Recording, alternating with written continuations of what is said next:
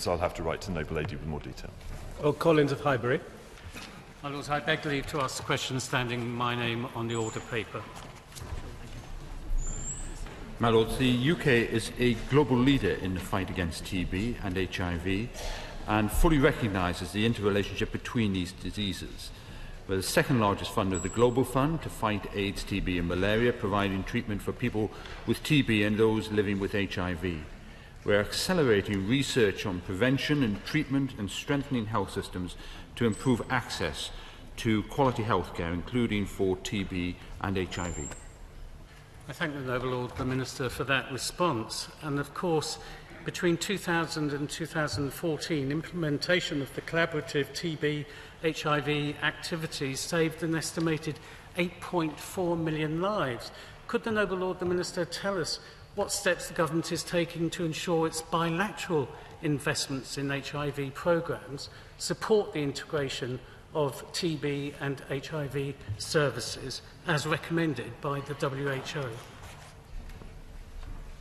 As the Noble Lord knows, most of our giving, which is very generous on behalf of the British taxpayer, is through the Global Fund. And we believe that the Global Fund as a multilateral body is the most effective way of delivering that support. We're the second largest donor to that, £1.2 billion in the current round, which is helping to treat 2.2 million people. So we continue to keep that as our focus, but of course we will keep under review advice from the World Health Organization about whether there are specific bilateral programmes that we ought to be supporting more. My Lords, I wonder if the Noble Lord the Minister can update the House on the reply that he gave me on November the 2nd about the serious shortage of TB drugs in Uganda. And while he's doing that, if he could return to the question that the Noble Lord Collins asked him about the integration of HIV and TB services as recommended by the World Health Organization. Are we doing that? And what are we doing about the $1.3 billion funding gap? Two specifics on the rifampicin in Uganda, which is a specific case that he raised with me. I believe that that case has now been resolved through the Global Drug Facility. 6 months' supply have been provided into that. It was caused by the closure of a factory that was a principal supplier in China. We keep that under review through the World Health Organization. He asked also about what more we could be doing in that area to raise the funding gap. The Secretary of State, Penny Mordaunt, attended a very successful UN General Assembly high-level meeting specifically on tackling TB in the margins of the UN General Assembly, and that set a target for a level of treatments and funding, and at that event she also announced further funding of £7.5 million to the TB Alliance by ourselves. My Lords, earlier this year I visited a lab in London which is at the centre of efforts to develop HIV and TB vaccines run under the auspices of the International AIDS Vaccine Initiative, EAVI. Since then, breakthrough clinical trials show that an effective TB vaccine could be possible. But despite this, the government no longer funds this work. And yet we know that without vaccines we will not end the epidemics. So could I ask the Minister, will he revisit this decision so that we can support UK science and deliver on our SDG promise to end TB by 2030? On the specifics of vaccine, that's something that obviously we work very closely with our friends in my noble friend in the Department for Health and Social Care. On that particular issue. DFID did fund some candidates for potential vaccines in the past.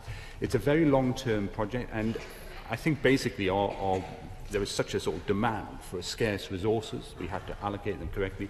But I think that our position would be that if there are promising candidates for a vaccine, then we'd very much want to look at them at the possibility of funding them. My Lord. As someone who was rescued from the clutches of this disease by wonderful NHS treatment, does the Minister agree that TB is something that can remain dormant in the human body until time of great stress or malnutrition? Therefore, it is the combination of drug efficacy and, I'm afraid, poverty that can exacerbate this problem.